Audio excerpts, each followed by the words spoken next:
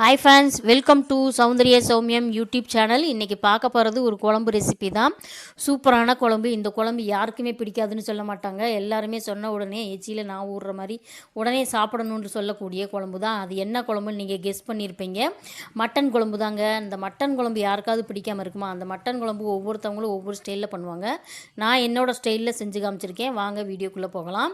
இது செய்கிறதுக்காக, இந்த மட்டன் குழம்பு செய்கிறதுக்காக நான் மட்டன் ஒரு 1/2 கிலோ அளவுக்கு எடுத்து சுத்தம் பண்ணிவிட்டு கழுவிட்டு எடுத்து வச்சுருக்கேன். இந்த மட்டனை வந்து ரொம்ப கழுவக்கூடாதுன்னு சொல்லுவாங்க. அதனால் ஒரு 3-4 தடவை கழுவி சுத்தம் பண்ணி எடுத்து வச்சுக்கோங்க. இப்போ நான் பாத்திரத்தில் நல்லா குக்கரில் தான் நான் வேக வைக்க போகிறேன். மட்டன் கறியை பொறுத்தவரையில் ஓரளவுக்கு கொஞ்சம் ஹார்டாக இருக்கிறதுனால குக்கரில் விசில் விட்டு வேக வச்சா தான் நம்மளுக்கு அது வந்து சாஃப்டாக இருக்கும். அந்த கறி வந்து சாஃப்டாக இருக்கும், சாப்பிட்றதுக்கும் நல்லாயிருக்கும். அந்த குழம்போட சுவையும் நல்லா கூட்டி காமிக்கும். அதனால் வந்து நம்ம குக்கரில் விசில் விட்டு வேக வைக்கலாம். இல்லை ஒரு சிலருக்கு வந்து நம்ம விறகு அடுப்பில் செய்யும்போது அடுப்புலேயே வேக வைப்பாங்க. அந்த மாதிரி செய்யும்போது நல்லாவும் வேகும். அப்படியும் செஞ்சுக்கலாம். இப்போ நான் வந்து குக்கரில் போட்டு அந்த கறியை போட்டு அதுக்கு தேவையான அளவுக்கு தண்ணி ஊற்றிட்டேன். இந்த தண்ணியோட அளவுகள்னு பார்த்தா அளவுகள்லாம் கிடையாது. ஓரளவுக்கு கறி முங்குற அளவுக்கு நம்ம ஊற்றிட்டு அதிலே ஒரு 1/2 டீஸ்பூன் அளவுக்கு மஞ்சத்தூள் போட்டு ஒரு 1/2 டீஸ்பூன் அளவுக்கு ஜீரகம் போட்டுக்கலாம். இன்னி கூடுதல் சுவை வேணும் அப்படின்னு சொன்னாக்க கொஞ்சமாக ஒரு கைப்பிடி அளவுக்கு சாம்பார் வெங்காயம் அப்படியே முழுசாக அறுத்துட்டு அதிலே ஒரு 2 பச்சை மிளகாயை போட்டுட்டு நம்ம அதை வேக விட்டோன்னா அது இறக்கி வச்சுட்டு கொஞ்சம் ஒரு 1/2 டம்ளர் தண்ணி குடித்தோன்னாக்க அந்த தண்ணியோட டேஸ்ட்டே வேறு மாதிரி இருக்கும். அப்படியும் செய்யலாம். நான் இன்றைக்கி ஜீரகம் மட்டும்தான் போட்டு வேக வச்சுருக்கேன். இப்போ இது விசில் வந்து ஒரு 5-6 விசில் நல்லா எடுத்துக்கோங்க. இந்த 5-6 விசில் அடித்தா தான் இந்த மட்டன் வந்து நல்லா பூ மாதிரி வேகும். அதனால் வந்து அப்படி விசில் விட்டுக்கோங்க. இப்போ விசில்லாம் நல்லா இறங்கிருச்சு. எடுத்து பார்த்தோமா பாருங்கள். இப்போ பாருங்கள், நம்ம எண்ணெயே ஊற்றலை. அதில் வந்து அதிக கொலஸ்ட்ரால் இருக்கிறதுனால மட்டனில் எண்ணெய் பிரிஞ்சு நல்லா வந்திருக்கு பாருங்கள். இது நல்லா வெந்துருச்சு இப்போ கறி. உங்களுக்கு இன்னும் கொஞ்சம் நல்லா வேகாமல் இருந்ததுன்னா இன்னும் கொஞ்சம் 2 விசில் கூட விட்டுக்கலாம். ஒன்றும் தப்பு இல்லை. கறி வந்து குலையாமல் நல்லாயிருக்கும், நல்லா சாஃப்டாக இருக்கும். இந்த குழம்புக்கு தேவையான தேங்காய் வந்து ஒரு 1/2 முடி அளவுக்கு எடுத்து கொஞ்சமாக சோம்பு போட்டு நான் அரைச்சி வச்சுருக்கேன் மிக்ஸி ஜாரில். இதுக்கு தேவையான தக்காளி பழங்கள்னு பார்த்தீங்கன்னா 2 தக்காளி பழம், 2 வெங்காயம். இதில் தக்காளி வெங்காயம் நம்ம அதிகமாக போட்டோம்னாக்கா இந்த குழம்போட சுவை எப்படி இருக்கும்னாக்கா இனிப்பு சுவை கொடுத்துரும். அதனால் வந்து தக்காளியை வந்து அவாய்ட் பண்ணால் ரொம்ப நல்லது. நம்ம வந்து ஒரு கிரேவி வரணுன்ற ஒரு 2 தக்காளி பழம் போட்டிருக்கோம். 2 வெங்காயம் போட்டிருக்கோம். இந்த வெங்காயம்னு பார்த்தீங்கன்னா சாம்பார் வெங்காயம் போட்டாலும் நல்லாயிருக்கும், பல்லாரி வெங்காயம் போட்டாலும் நல்லாயிருக்கும். ஆனால் அதிகமாக போட்டுறக்கூடாது. சுவை வந்து இனிப்பு சுவை கொடுக்கும். அதனால் வந்து நார்மலாக கொஞ்சமாக போட்டுக்கோங்க. இப்போ நான் வந்து அதே குக்கரில் தாளித்து விடலான் இருக்கேன்.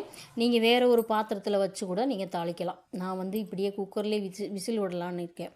இப்போ வந்து இதுக்கு வந்து எண்ணெய்ன்னு பார்த்தீங்கன்னா நல்லெண்ணெயும் விட்டுக்கலாம், கோல்டு வின்னர் விட்டுக்கலாம். நான் கோல்டு வின்னர் தான் விட்டுருக்கேன். ஒரு பெரிய குழிக்கரண்டி அளவுக்கு எண்ணெய் விட்டுருக்கேன். இந்த மட்டனை பொறுத்தவரையில் அதிகமாக எண்ணெய் ஊற்றணுன்ற அவசியம் கிடையாது. ஏன்னு கேட்டிங்கன்னா இதில் வந்து கொலஸ்ட்ரால் அதிகமாக இருக்கிறதுனால நார்மலாக எண்ணெய் ஊற்றினா போதும், அதுவே சுவையாக தான் இருக்கும். இப்போ நல்லா எண்ணெய் காஞ்ச பின்னாடி எடுத்து வச்சுருக்க ஸ்பைசஸ் வந்து நம்ம பட்டை, கிராம்பு, ஏலக்காய் இதெல்லாம் போடுவோம் இல்லையா, அதை தாளிக்கிறதுக்கு போட்டுட்டு நல்லா பொரிஞ்ச பின்னாடி வெட்டி வச்சுருக்க வெங்காயத்தை நல்லா போட்டு வதக்கிக்கோங்க. நல்லா வெங்காயமும் தக்காளியும் எந்த ஒரு குழம்பு செஞ்சாலுமே நல்லா மசிஞ்சு வதக்கி வந்தால் தான் அந்த குழம்பு டேஸ்ட்டு கொடுக்கும். அது நான்வெஜ்ஜாக இருந்தாலும் வெஜ்ஜாக இருந்தாலும் இதே தான் நம்ம வந்து மனசில் வச்சுக்கிறணும். வெங்காயம் நல்லா வதங்கலைன்னா அந்த குழம்பு நீத்து போகும். தண்ணி தனியாக, கிரேவி தனியாக இருக்கும் நம்ம தட்டில் ஊற்றும் போது. அதுதான் இப்போ நல்லா வெங்காயம் வதங்கின பின்னாடி தக்காளியை போட்டுக்கலாம். தக்காளியை நல்லா வதங்கணும். தக்காளியோட உருவமே தெரியாமல் வதங்கிடணும். இதுக்கு தேவையான உப்பு இந்த ஸ்டேஜில் நம்ம போட்டுக்கலாம். இப்போ உப்பு போட்டோன்னா தான் அந்த குழம்புலோட சாறுலேயும் ஏறும். நம்ம தக்காளி வெங்காயம் நல்லா வதங்குறதுக்கும் நம்மளுக்கு ஹெல்ப்பாக இருக்கும். கல்லுப்பு தான் நான் போட்டிருக்கேன். இந்த குழம்புக்கு தேவையான கல்லுப்பு போட்டிருக்கேன். இப்போயே நிறையா உப்பு போட்டோம்னாக்க குழம்பு கரைச்சிக்கிட்டு வந்துடும். நம்ம செக் பண்ணிவிட்டு பின்னாடி தேவைப்பட்டால் போட்டுக்கலாம். இப்போ நல்லா உப்பு போட்டோன்னே நல்லா மசிஞ்சு வெந்துருச்சு. இப்போ பாருங்கள், நல்லா தக்காளி வெங்காயமே இருக்கிற இடமே தெரியல. நல்லா அந்தளவுக்கு வெந்த பின்னாடி நம்ம இஞ்சி பூண்டு விழுது போட்டுக்கலாம். இதுக்கு தேவையான கறி மசாலா தூள் ஒரு 1/2 ஸ்பூன் அளவுக்கு போட்டுக்கலாம். நம்ம நார்மலாகவே வந்து ஸ்பைசஸ் போட்டு நல்லா தாளிச்சிருக்கோம். அதனால் வந்து கறி மசாலா தூள்லேயும் அது அதிகமாக இருக்கும்.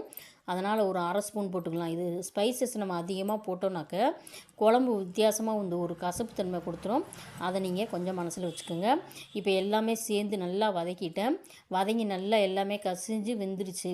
வெங்காயம், தக்காளி, ஸ்பைசஸ் அது எல்லாமே நல்லா பச்சை வாசனை போன பின்னாடி நம்ம இஞ்சி பூண்டு விழுது போட்டுக்கலாம்.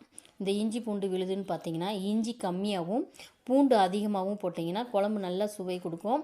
அது ஒரு சிலருக்கு ரொம்ப பிடிக்கும். இல்லை சரிசமமாகவும் போட்டுக்கலாம். இது எப்படி வேணால் நம்ம செஞ்சுக்கலாம். இப்போ நம்ம இஞ்சி பூண்டோட விழுதோட வாசனையும் நல்லா போயிடுச்சு. இப்போ வேக வச்சுருக்க கறியை எடுத்து தனியாக எடுத்து இந்த மாதிரி போட்டு வதக்கிட்டு மிளகாத்தூள் போட்டு வதக்கிட்டு ஒரு கொஞ்சம் தண்ணி ஊற்றுனீங்கனாலும் நல்லாயிருக்கும். இப்படியே தண்ணியோடு சேர்ந்து ஊற்றி அப்படியே மிளகாத்தூள் போட்டு விசில் விட்டாலும் நல்லாயிருக்கும். அவங்கவுங்க ஸ்டைலில் பண்ணிக்கலாம், நம்மளோட விருப்பம்தான். இப்போ நான் வந்து இந்த கறியெல்லாம் எடுத்து போட்டு ஒரு பெரட்டிட்டு அந்த மசாலாவோடு சேர்ந்து அந்த கறி வந்து சுருளி அப்படியே 2 வதக்கிட்டு அதுக்கப்புறமா மிளகாத்தூள் போட்டு கொஞ்சம் தண்ணி அந்த இருக்கிற தண்ணியை ஊற்றி நம்ம கிளறி வச்சோம்னாக்கா ரொம்பவே நல்ல சூப்பரான ஒரு மட்டன் குழம்பு சூப்பராக இருக்கும். இப்போ இதுலேயே நம்ம வந்து தண்ணியாக வைக்காமல் அப்படியே கிரேவியை தளத்தலன்னு நம்ம தொக்கு மாதிரி வச்சோன்னா அவ்வளவு சுவையாக இருக்கும். இருந்தாலும் கொஞ்சம் குழம்பு வேணுன்றக்காக நான் வந்து கொஞ்சம் தண்ணியாக ஊற்றிருக்கேன். இப்போ அரைச்சி வச்சுருக்க தேங்காய் விழுதையும் அதிலே ஊற்றிடலாம். ஒரு சிலருக்கு தேங்காய் ஊற்றுறது பிடிக்காது, தேங்காய் ஊற்றி வைக்க மாட்டாங்க. அவங்க வந்து இந்த தேங்காய் ஊற்றுறத அவாய்ட் பண்ணிக்கலாம். கொஞ்சம் தேங்காய் ஊற்றினாக்க இன்னும் கூடுதல் சுவையாக இருக்கும் அந்த மட்டன் குழம்பு. இப்போ நான் வந்து தண்ணியெல்லாம் ஊற்றிட்டு ரொம்ப விடன்னு வைக்க வேணாம். அவங்கவுங்க ஸ்டைலில் எப்படி நீங்கள் உங்கள் வீட்டுக்கு எப்படி சாப்பிடுவீங்களோ, ஒரு சிலர் ரொம்ப திக்காக சாப்பிடுவாங்க மட்டன் குழம்பு, ஒரு சிலர் கொஞ்சம் தண்ணியாக இருந்தால் நல்லாயிருக்கும் அப்படின்வாங்க. அவங்கவுங்க வீட்டு இதுக்கு ஏற்ற மாதிரி நீங்கள் வச்சுக்கோங்க. நான் வந்து ஓரளவுக்கு ரொம்ப நார்மலான அந்த இதில் வச்சுருக்கேன் குழம்பு. இப்போ வந்து ஒரு 2-3 விசில் அடிக்கட்டும். அப்போ தான் நம்ம வந்து அந்த குழம்போடு சேர்ந்து அந்த கறியும் மசாலா வாசனையும் போகும். இப்போ பாருங்கள், திறந்து காமிச்சிருக்கேன். சூப்பரான ஒரு மட்டன் குழம்பு ரெடி ஆகிடுச்சு. ஈஸியான முறையில் சட்டுன்னு செய்யக்கூடிய இந்த மட்டன் குழம்பு குக்கரில் எப்படி செய்யலாம் அப்படின்றத நான் உங்களுக்கு வீடியோவில் காமிச்சிருக்கேன். இதே அளவுகளோடு நீங்களும் உங்கள் வீட்டில் மட்டன் எடுத்தீங்கன்னா என்னோடய ஸ்டைலில் ஒரு தடவை செஞ்சு பார்த்துட்டு எப்படி இருந்துச்சு அப்படின்னு சொல்லி கமெண்ட் பண்ணி கண்டிப்பாக சொல்லுங்கள். வீடியோ பிடிச்சிருந்தால் லைக் பண்ணுங்கள். கண்டிப்பாக பிடிச்சிருக்கும். உங்கள் ஃப்ரெண்டு ரிலேட்டிவ்ஸ்க்கெலாம் ஷேர் பண்ணுங்கள்.